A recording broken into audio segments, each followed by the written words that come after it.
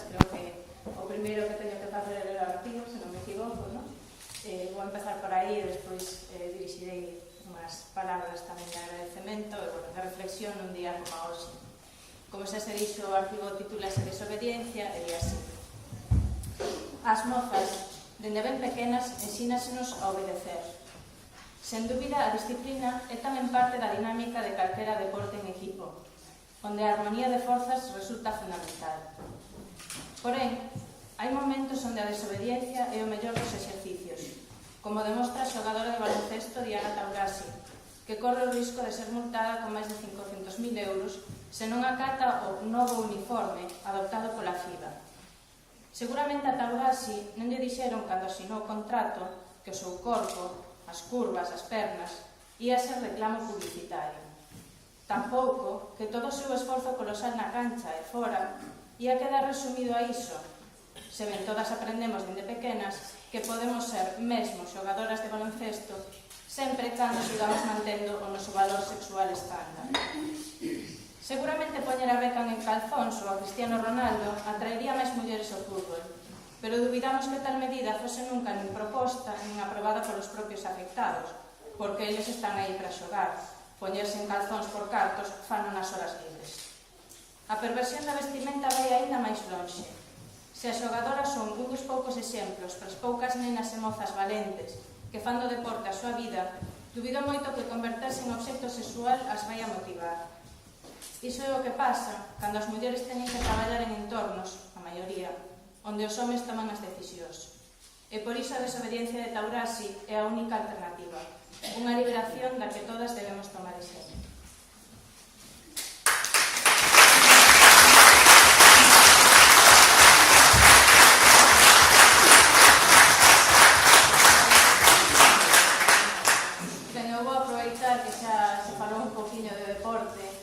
Para falar de desobediencia e para facer precisamente un alegato a favor da desobediencia.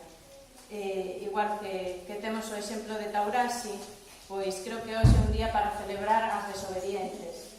Aquelas mulleres que son moitas, e poderíamos dar moitos exemplos de moitos lugares, dende as blogueiras do Oriente Medio, a Rosa Parks, que se negou a sentar na parte de atrás dun bus, ata a propia Dora Vázquez, que escribiu nun idioma que pasaba por moitas dificultades e que adoptou tamén un estilo xornalístico no que aínda as mulleres temos moitas dificultades de acceso a esa palabra pública.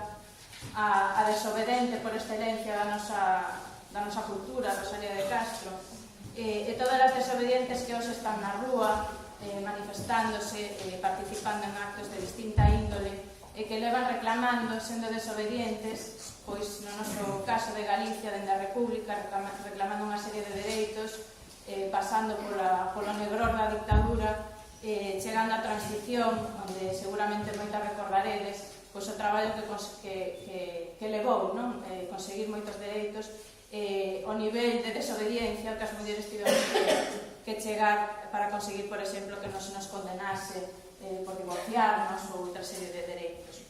Eu creo que a desobediencia é unha lección moi importante que temos que aprender a nós que nos educan a ser obedientes, e máis nos tempos que corren, porque estamos nunhas circunstancias nas que eu creo que a desobediencia é a única resposta. Estou falando das, por exemplo, recentes declaracións do señor Gallardón, que xa non son só